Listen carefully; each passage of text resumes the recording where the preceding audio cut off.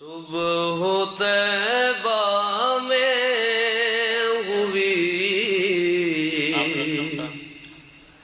بٹتا ہے باڑا نور کا، صبح طیبہ میں ہوئی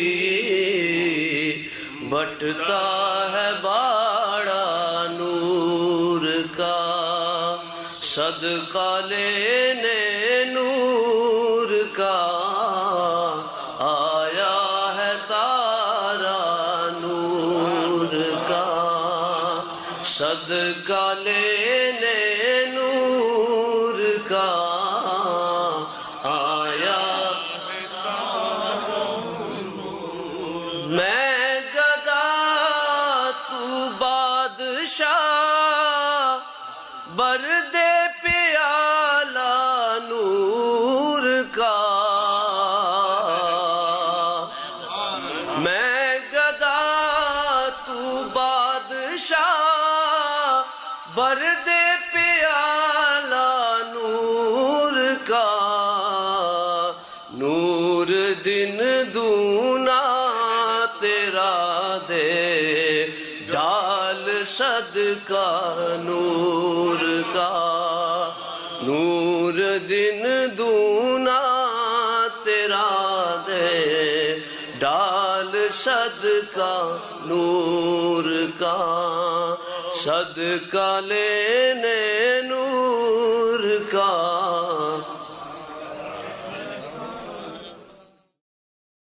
الصلاة والسلام على سيد المرسلين محمد المصطفى وعلى آله وأصحابه أولي الصدق والصفاء، أما بعد، فقد قال الله تبارك وتعالى جل جلاله في القرآن المجيد والفرقان الحميد: أعوذ بالله من الشيطان الرجيم، بسم الله الرحمن الرحيم، ولتكملوا العدة ولتكبروا الله على ما هداكم ولعلكم تشكرون۔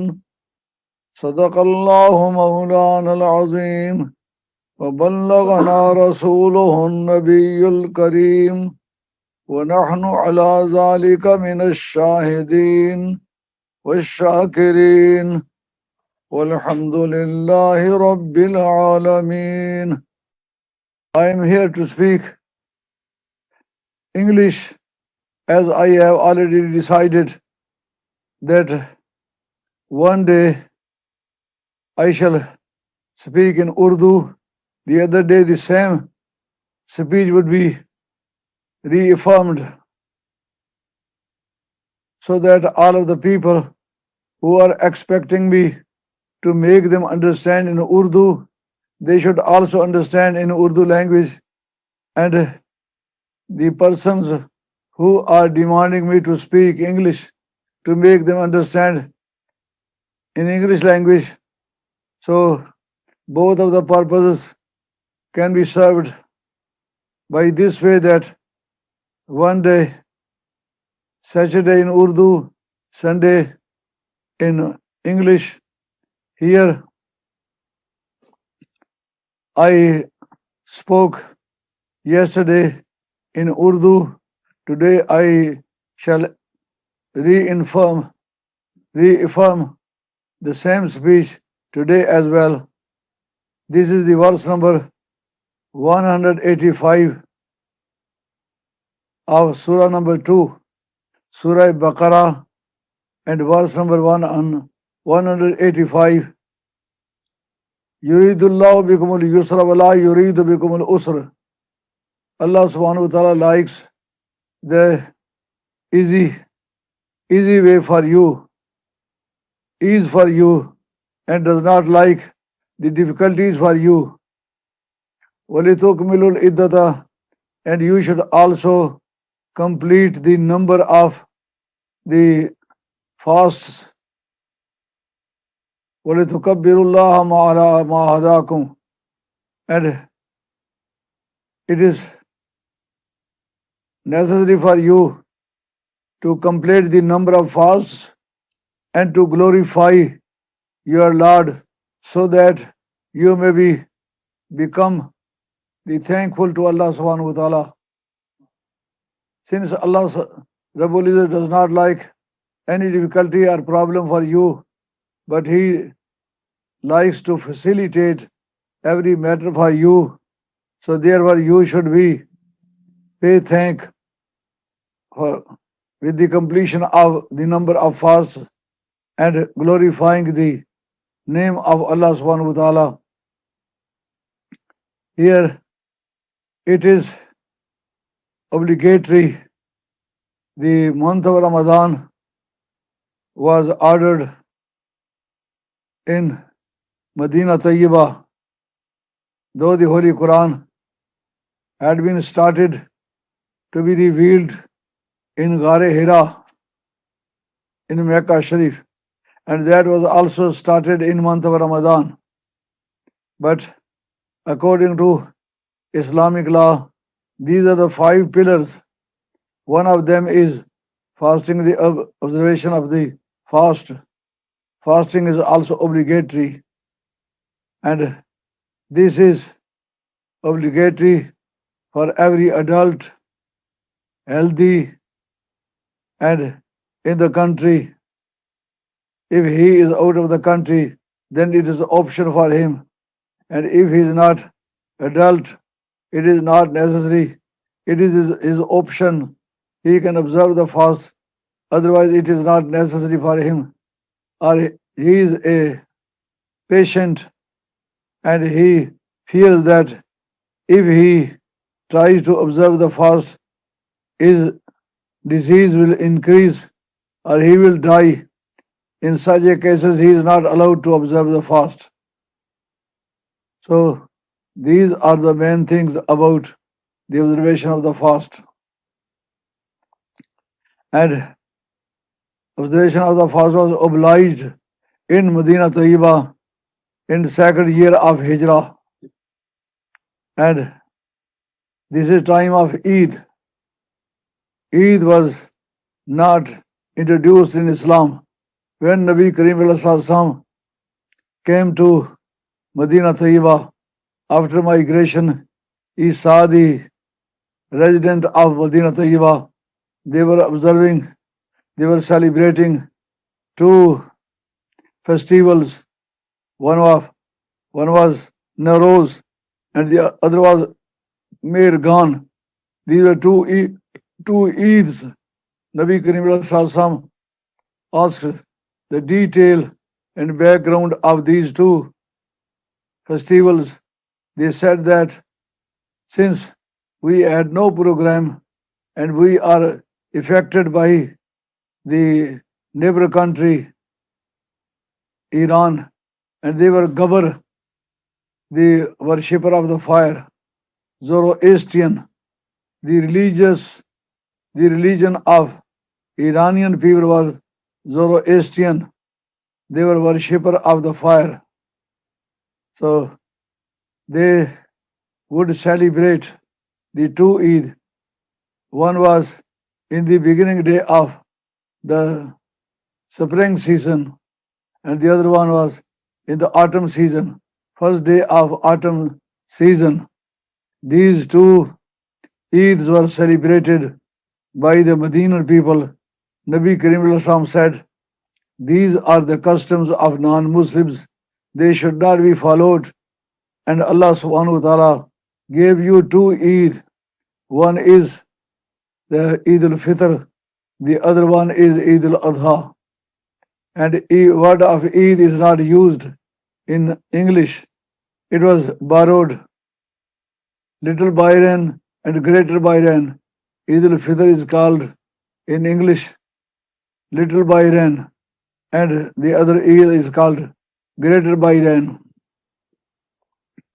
It was proved that anything initiated as a sign of the religion, and that religion is culpable religion that cannot be reissued by Muslims, that should be cancelled.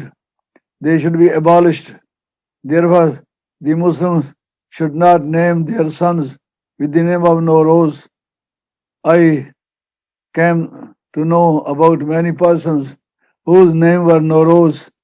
This is the name of infidels and the Zoroastrian, because Zarathustra was the founder of this religion and it was adopted by the Iranian people. Therefore, it should be avoided. Any other thing which is a special sign of Singhs or Hindus or Christians or Jews, if it is a special sign of those people, it should be avoided.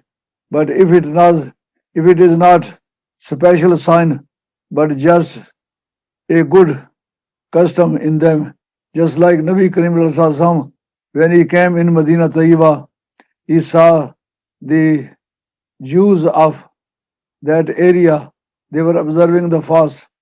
Nabi Karim Sallallahu wanted to know the background of this fast. They told that when they migrated from Egypt and crossed the Red Sea and came to the Sarai Sina, then Hazrat Moses, may grace and peace of Allah be upon him, to pay thanks to Allah, he observed the fast. So it means this is one of the fashion of paying the thanks, to be grateful person. This is a gratitude. So Nabi Karim said, this is not a special term of Jews, but it was a custom of a prophet. Therefore, we are very near to Moses than you. We shall observe the fast. Then Nabi Karim said, we shall observe the fast of 10th of Muharram. And some of the companions of the Holy Prophet, they objected the behavior. Then Nabi Karim said, if we live up to the next year, so we shall attach another fast just to make the difference of Islam from the Jews. But as a devotion of Allah, and it was started not by Jews but by Moses, may grace and peace of Allah be upon him. And he was not a Jew, he was prophet of Allah. Therefore, his invention is a good invention, because the invention of the prophet cannot be objected. And it was celebrated in Medina Tayyiba, since in the time of Moses they objected the Eid of Moses, may grace and peace of Allah be upon him. They said that it is not suitable for us to do the Eid at the same times. It should revolve. Then it was extended. Sometimes it was minimized. So the Ummah of Nabi Karim Sallallahu, they requested the revolution of the Eid during the whole year. Then it was attached with the lunar system, and lunar system date-wise is attached with the moon. So automatically it revolves during the whole year. It never comes at the same times for all of the times, but it revolves with the revolution of the dates of moon. And it is really very highly considerable matter that there was a system of Eid at the time of Hazrat Imam Abu Hanifa. 3 extra glorification, Allahu Akbar, for 3 times in the first rakat, and 3 times in the second rakat. Rakat means genuflection. Genuflection is a translation of ruku. So one should say Allahu Akbar firstly for takhrima, just to begin with the prayer, and after that sana is read. Subhanakallahumma wa bihamdika wa tabaraka ismuka wa ta'ala jadduka jalla la ilaha ghayruk. A'udhu billah should not be recited at this time. Just la ilaha ghayruk, up to la ilaha ghayruk, the Imam should recite 3 times Allahu Akbar and lift up his hands up to the lobes of the ear. He should say Allahu Akbar, and for 3 times he should lift up the hands and touch the lobes of his ear with the thumb of both hands, and then he should hang the both hands in 2 takbirat, and in the third he should fast the hand and should recite Auzu Billah, Bismillah with the whispering voice, and after that he should recite the Fatiha Sharif, and he should go to the genuflection after attaching the surah with first glorification, Allahu Akbar, first takbir, and in that time one should not lift the hand, should go straightly to the knees, and after that when he stands up, according to the fatwa of Imam Abu Hanifa, one should stand up and recite Bismillah Sharif with the whispering voice, and should recite the Fatiha Sharif, and while going back to the ruku, to the genuflection, one should say Allahu Akbar and lift his hands up to the lobes of his ear 1 time, 2 times, 3 times, and should hang his both hands down, and for the 4th time he should say Allahu Akbar and should go straight to the knees for the genuflection. So this was the proper methodology of doing the Eid prayer according to the verdict of Imam Abu Hanifa radiyallahu ta'ala anhu, and Imam Yusuf or Imam Muhammad, the 2 senior students of Imam Hanifa. They were strictly abiding by the practice and by the verdict of Imam Abu Hanifa, because they were senior students of Imam Abu Hanifa, and they were torch bearer, the Hanfi Mazhab. But when Imam Yusuf was appointed as a Qazi al-Quzat, the Chief Justice of Islamic world, and he came to Baghdad, the Caliph of Abbasi, they asked him to do 5 glorification in first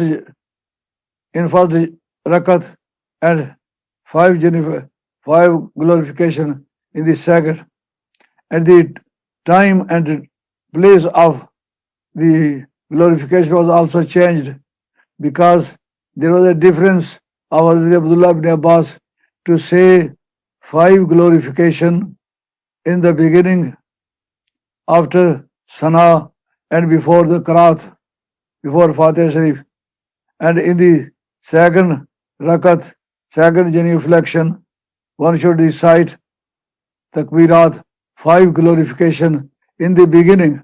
This was the difference of Hazrat Abdullah ibn Abbas, but it was not verdict of Imam Abu Hanifa, and according to the suggestion and emphasis of the Abbasi caliphs, Hazrat Imam Yusuf started to do whatever they said. So here, once I went to Bradford and I gave the lecture on the Holy Quran, and there was a Mufti Sahib, which was just fake Mufti Sahib, but he was not really Mufti. He was just a normal person But as soon as he stepped on the airport, he became Mufti. And I knew him from the background. And he was just a patient of itching. He was not really a scholar. He wanted to make many objections. I answered. But I asked him one question. I said, let me know that it was mazhab of Mawqif and verdict of Imam Abu Hanifa to say three glorification in the first genuflection and three glorification in the second genuflection, but in the first one in the beginning and in the last one, the second one in the last one. So they began to do according to the requirement of Abbasid caliphs. So it was not their power to change the mazhab of Imam Abu Hanifa. So please let me know the justification. He said, you are attacking the Salaf Salihin.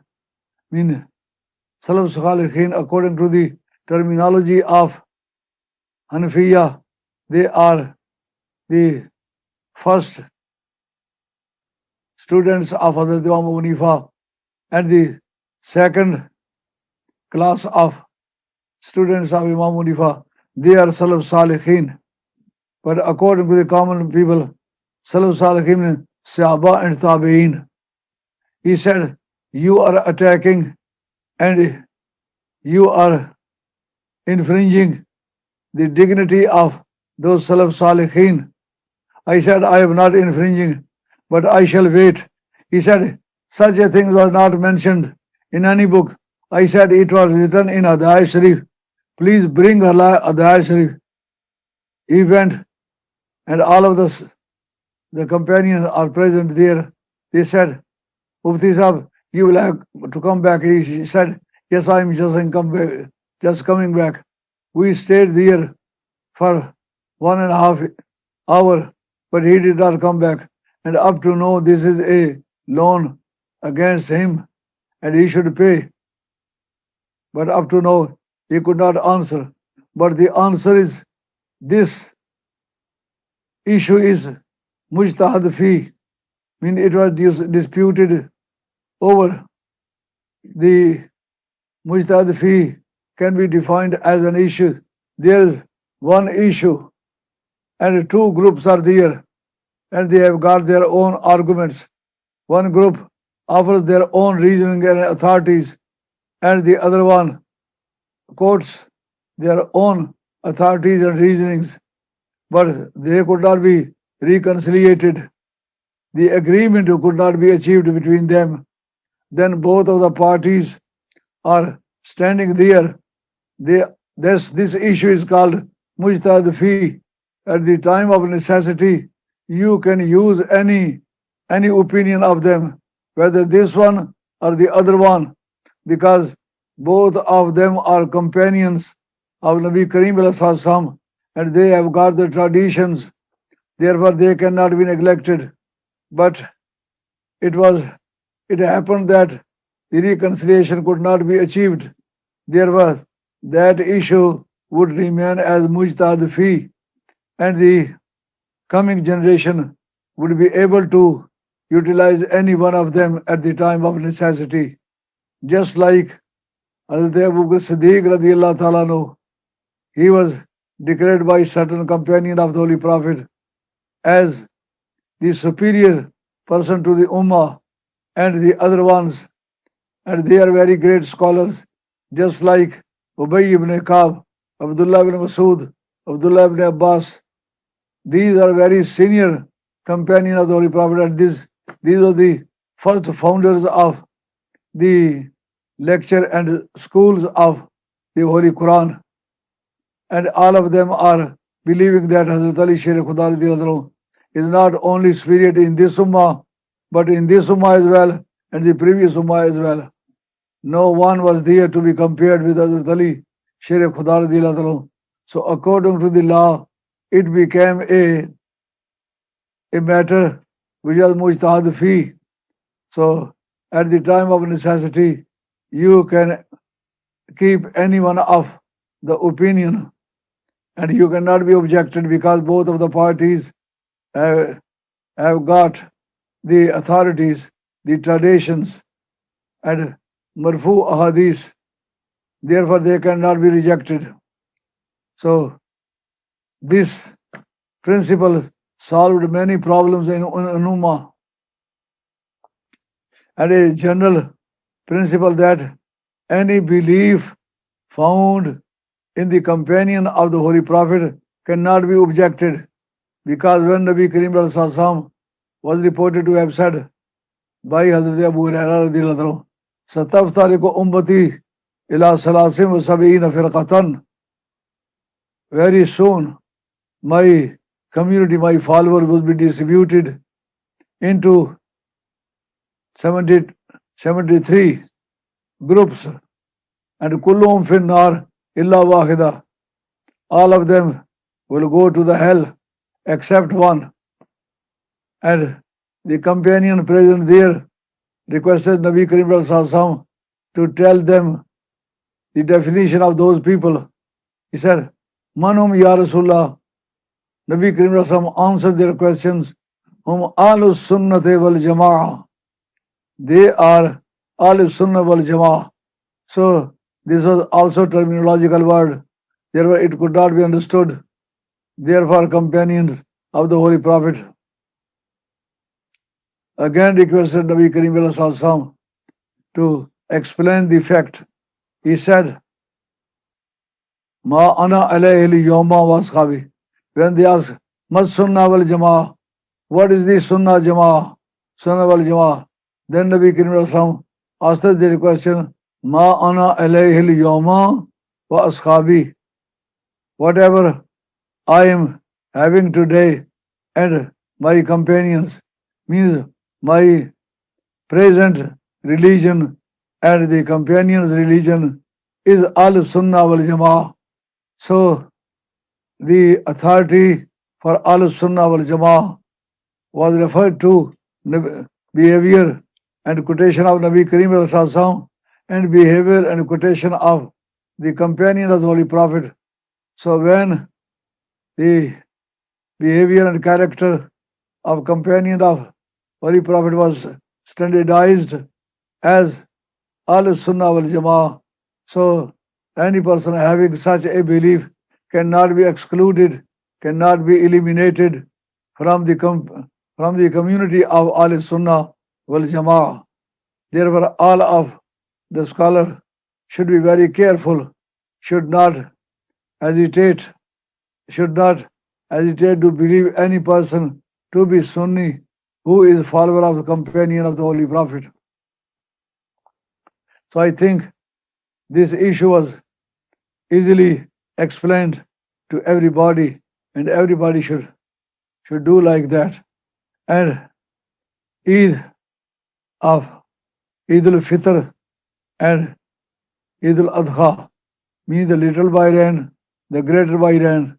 Nabi Karim Sallallahu told the time of both of them when sun rises and reaches to the height of two lances, means when a person is not in position to look at it, then its time starts, and up to the Zahwa Kubra, in Nisfun Nahar Shari, the midday of day, according to the Islamic definition, means you would start from the breaking of the dawn up to the sunset, and you would divide into two pieces. So half of it is Nisfun Nahar Shari. Up to Nisfun Nahar Shari, the valid time for doing the Eid prayer, both of the Eids. And Nabi Karim Rasul said, Abu Mama Baili radiyallahu anhu says that Nabi Karim Rasul was reported, if a person wakes up and spends the time in the devotion of Allah, his heart will not die when all of the hearts would die. What is that? That is night of the Eid ul-Fitr and night of Eid al-Adha. The little Bairan, the greater Bairan. And there is another tradition. Nabi Karim Rasam said, when a person wakes up in the night and makes devotion in the court of Allah, they are 5 nights, and he would be pardoned, and he would be granted the paradise. What are those? He said, Nabi Rasam, the 15 of Shaban, Shab-e Barat, and Laylatul Qadr, the any undetermined night of the month of Ramadan, and the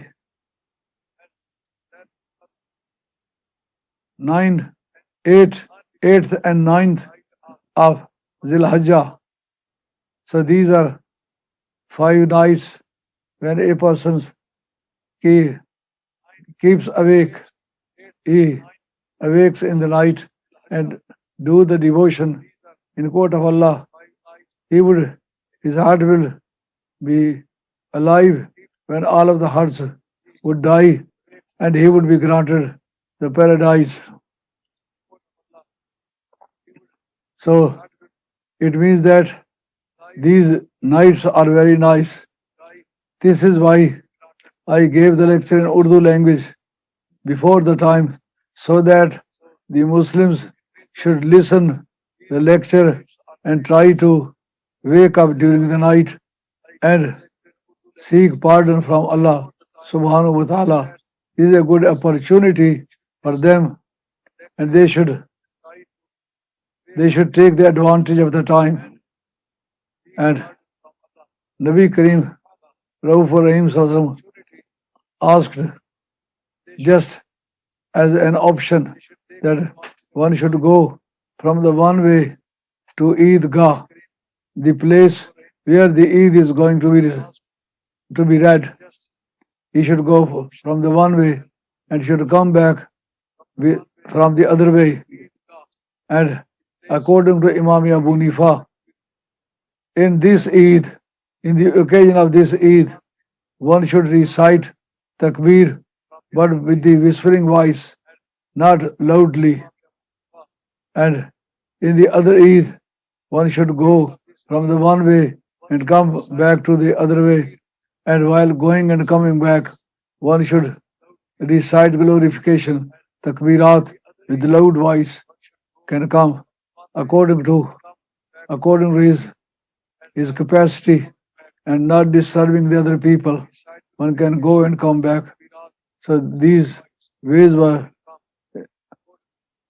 taught by Nabi Karim al-Sallam, and all of the Muslims are duty bound to meet with others with happiness and say salam to each other.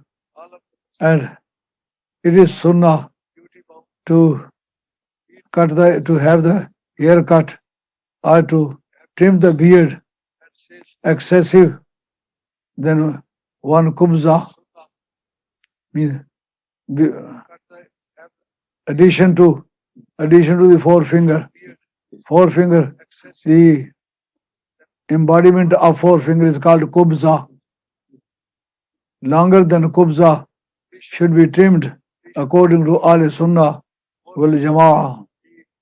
And the clipping of the nails and taking the bath and wearing the new clothes if it is possible for him.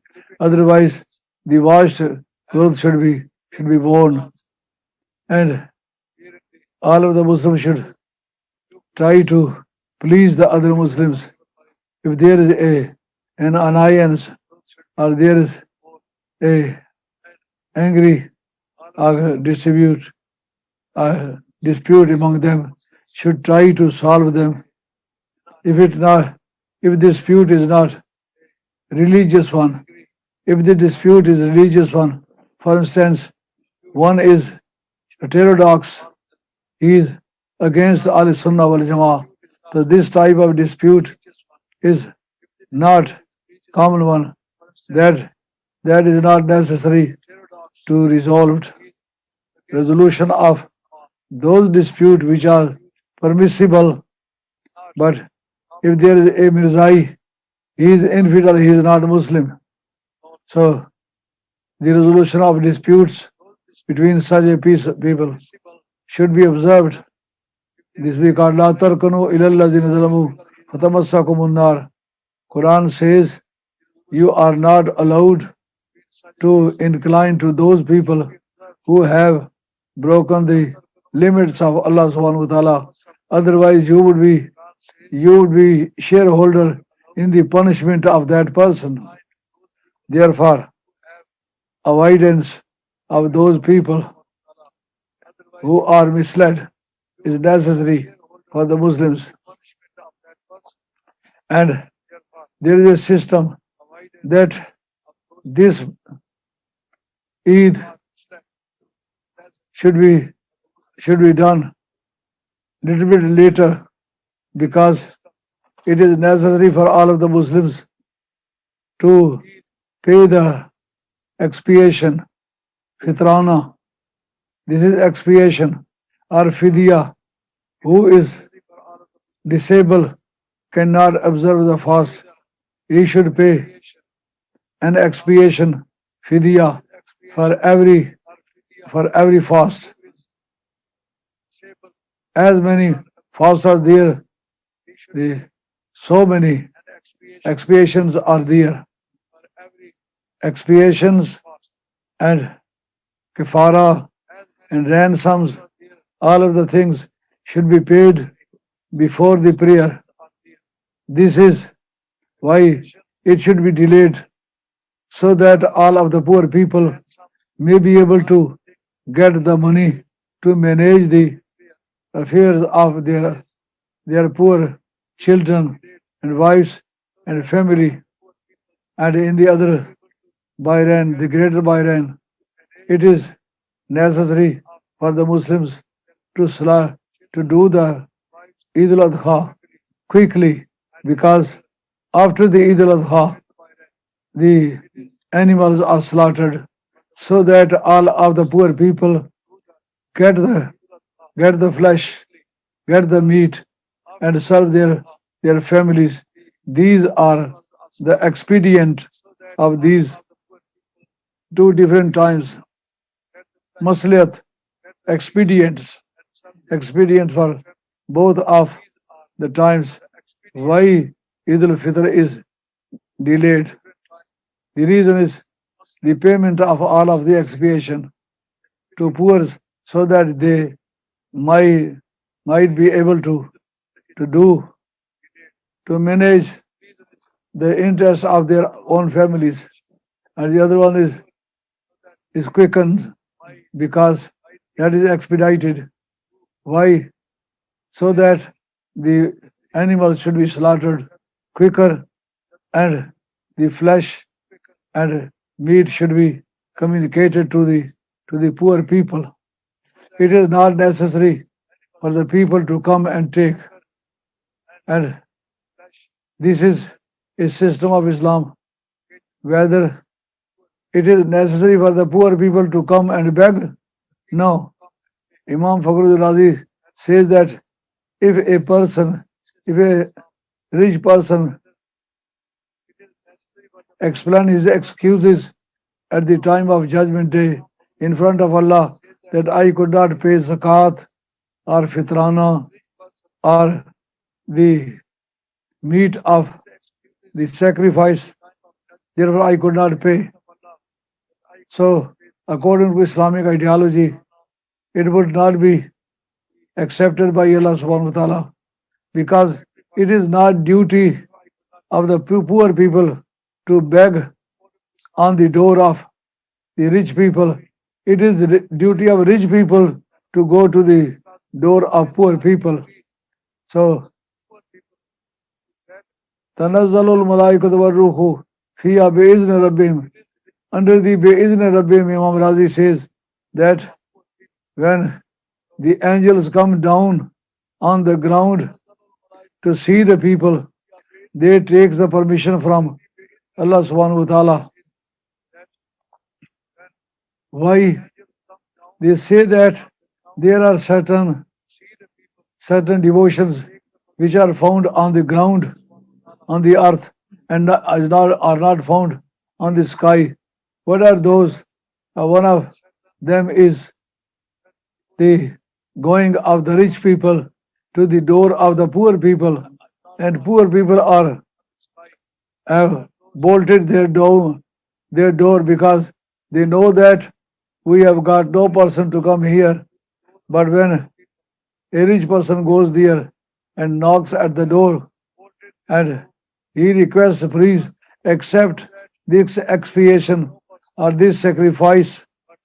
So that type of phenomenon is really very curious for the resident of the sky.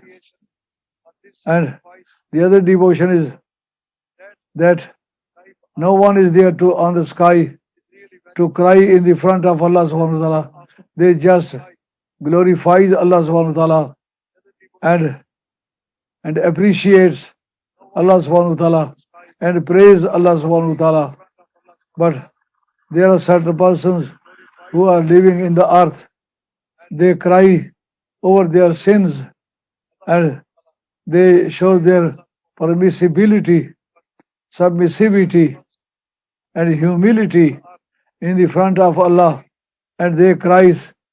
And there is Hadith Qudsi, Aninul Muznibina Akhabbu Ilayya min Zajlil Musabbihin. The crying of sinful person, according to me, is more appreciable than the resounding voices of glorification, because when a sinful person cries, at that time the situation of that person is not shown, but at that time there is show of mercy of Allah subhanahu wa ta'ala. But when they glorifies Allah subhanahu wa ta'ala, then there is a show of the glorifying people, not the show of the mercy of Allah subhanahu wa ta'ala. The showing of quality of Allah is better than the showing of quality of a human being. So this is the end of my lecture today. Now I shall ask you permission. وَمَا عَلَيْنَا إِلَّا الْبَلَاغُ وَالْحَمْدُ لِلَّهِ رَبِّ الْعَالَمِينَ وَالصَّلَاةُ وَالسَّلَامُ عَلَيْكَ يَا سَيِّدِي يَا رَسُولَ اللَّهِ وَعَلَىٰ آلِكَ وَأَصْحَابِكَ يَا حَبِيبَ اللَّهِ. मुस्तफा जाने रहमत पे लाखों सलाम, शम्अ बज़ में हिदायत पे लाखों सलाम, सैयदा ज़ाहिरा तय्यबा ताहिरा, सैयदा ज़ाहिरा तय्यबा ताहिरा, जाने अहमद की राहत पे लाखों सलाम, वो हसन मुजतबा सय्यिदुल अस्क़िया, राकिबे दोशे इज़्ज़त पे लाखों सलाम, उस शहीदे बाला शाही कुल बेकसे दश्ते ग़ुरबत पे लाखों सलाम, मुस्तफा जाने रहमत पे लाखों सलाम, जिसने नाना का वादा वफा कर दिया, घर گھر کے گھر کو سے پردے خدا کر دیا